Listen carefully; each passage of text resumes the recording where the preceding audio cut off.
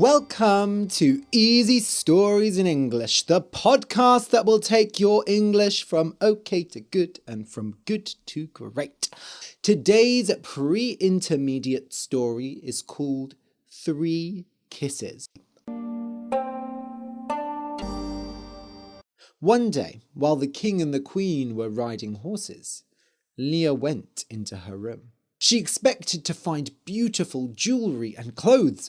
The new queen wore different clothes every day, but all there was the bed and a large glass bottle on a table. Inside the bottle was a liquid that changed colours. Sometimes it was yellow, sometimes red, sometimes green, and sometimes blue. Leah wanted very much to open the bottle and see what it was, but she was a good girl, and she thought the servants would be coming soon. It was a shame she did not open the bottle, because then she would have discovered the new queen's secret. In the bottle lived 4 ghost witches, a yellow witch, a red witch, a green witch, and a blue witch. She had caught these 4 ghost witches in a bottle, and now they were her slaves. Every day she opened the bottle and the 4 ghost witches flew out. They made her new clothes, they covered her with jewellery, and they made her look beautiful. But this was not enough for the queen. While they worked, they had to tell her how beautiful she was. "Your skin is as golden as the sun," said the yellow witch. "Your hair is as red as a ruby," said the red witch. "Your clothes are as deep as the deepest forest," said the green witch. "And your eyes are lovelier than a clear blue sky," said the blue witch. "Correct," said the queen, and her slaves kept working. Leah never discovered this, and for several years the king and queen lived happily together while the queen's slaves made her beautiful. Leah was not as sad and quiet as before, but she was not very happy either. Then, one day, a travelling musician came to the castle. He sang songs about faraway places, and in particular, he sang about a brave man called Godwin.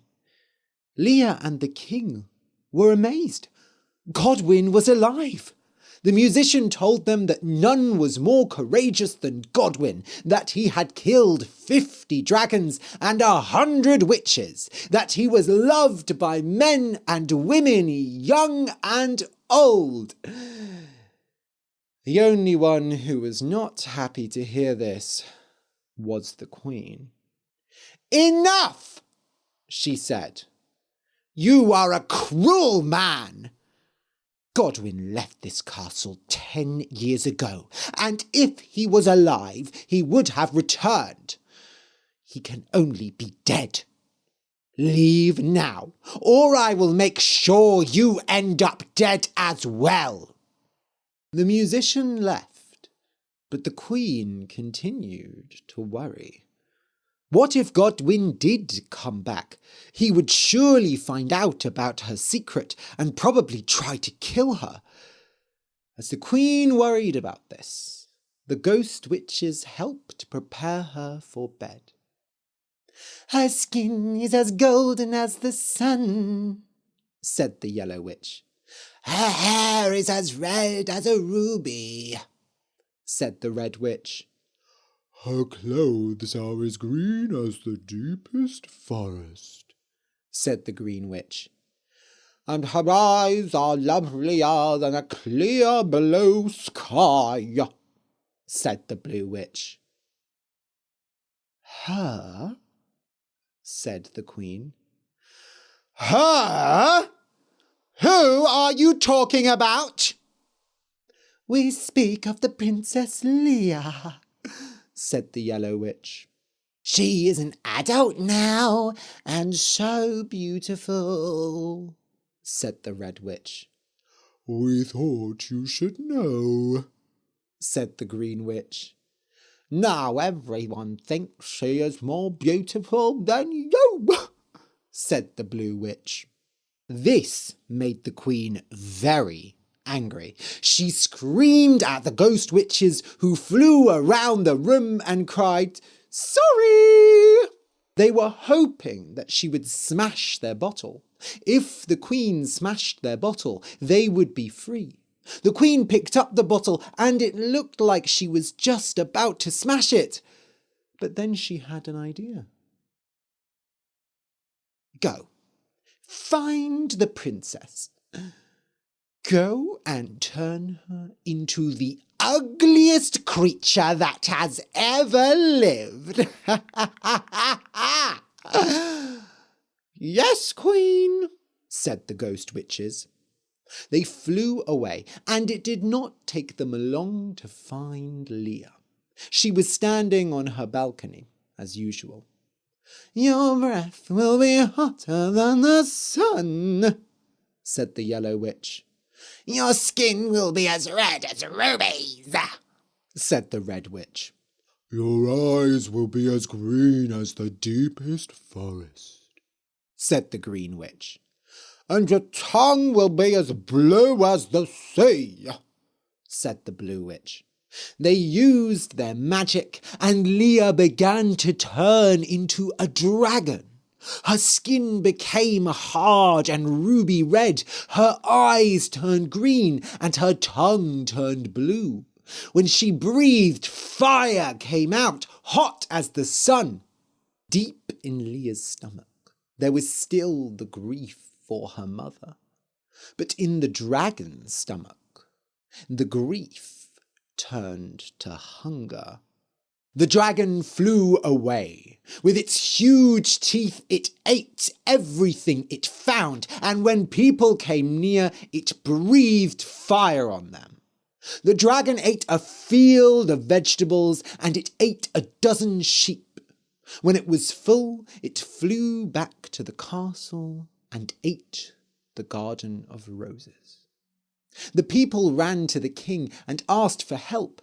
The king didn't know what to do. They had never seen a dragon before. So the queen stepped in. The dragon must be killed, she said. Find the strongest men in the land and— No, said the king. I'm sure only Godwin could kill that dragon. He saw the dragon fly through the sky, and that ruby red skin was familiar. The king had an idea. Bring 50 bathtubs to the beach and fill the bathtubs with 100 litres of milk. The people thought that this was strange, but the king had always had good ideas in the past, so they did as he said. They waited for the dragon to fall asleep. Then they carried 100 bathtubs to the beach below the balcony and filled them with 100 litres of milk each. When the dragon woke up, it was hungry, and it smelled the cow's milk immediately. It flew down and drank all the milk, and then it fell asleep again. It had worked. For several days, the people continued to bring the dragon milk, and it stopped eating their other food. But far away on the sea, not all was well.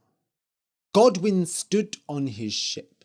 He had had the ship built a few years ago, and now he travelled everywhere on it. Usually, a seagull came every day and brought him a white rose, and he liked to imagine it came from his sister. But the past few days, the seagull hadn't come. He began to think about home. All this time he hadn't returned because of his grief. Maybe it was time to go back. Just then, he heard a sound from the sky. It was the seagull, but it was not calmly carrying a rose as usual. It shrieked horribly. Godwin knew something was wrong, and he immediately turned the ship to go home. For several days he travelled, and when he came near, he saw a dragon on the shore. For over a week now, the people had been bringing milk to the dragon, and the cows of the kingdom were getting drier and drier. It seemed the dragon could drink 20,000 litres of milk and still want more. Day after day, the queen told the king that they must kill the dragon, but he did not listen to her. So she got angry and hid in her room, trying to think of ways to get what she wanted. When she saw Godwin's ship approaching, she knew she had to do something. "Quick, quick!" she said. She picked up the bottle so quickly that when she opened it, it dropped to the floor and smashed. The queen hardly noticed, though, and the ghost witches said nothing. They only had to do one last thing for the queen, and then they would be free. "Go and attack that ship!" cried the queen. "Break it apart so that it falls into the sea." "Yes, queen!" The 4 ghost witches flew like lightning. They were going to fly into the ship and smash it into 1,000 pieces. But when they hit the ship, it was as hard as rock, and they fell away. "What?" cried the queen. "How can it be?" This was not the first witch that Godwin had fought, and he knew their many tricks. When he had his ship built, he specifically asked that they use rowan wood. Rowan wood was more expensive than other wood, but it had the power to stop magic. "Fine," said the queen. "Go and kill Godwin. The others can live, but Godwin must die." But the ghost witches did not respond. The queen looked for them, but they were nowhere to be seen. They had disappeared into the sea. Soon Godwin's ship pulled onto the shore, and the dragon woke up. Godwin was ready to fight and kill the monster, but the seagull cried something. "What?" said Godwin. The dragon was looking at him now, and it looked hungry. "3 kisses! 3 kisses!" said the seagull. Godwin didn't understand, but then he looked at the dragon more closely. That ruby-red skin looked familiar, and those green eyes.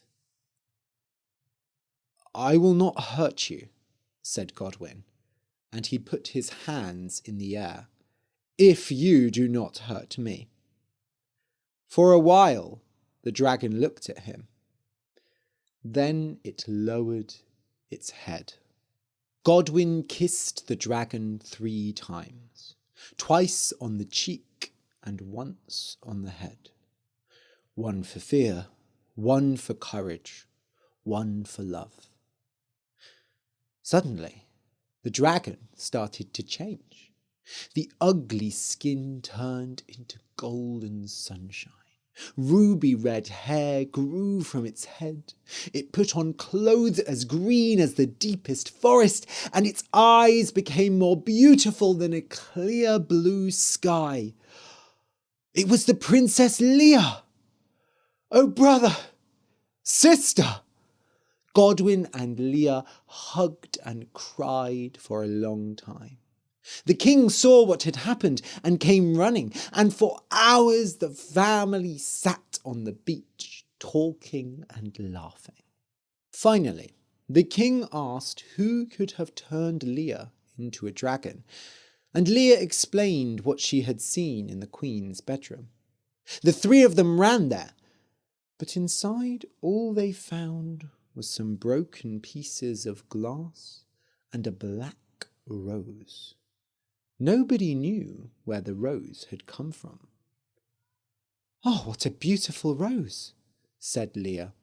She went to take it, but just then the seagull flew through the window and ate the rose. Leah was so surprised that all she could say was, "Oh!" After that day, the queen never came back, and the ghost witches were never seen again. Godwin lived many long, happy years with his sister and his father, and he never ran out of stories to tell them. The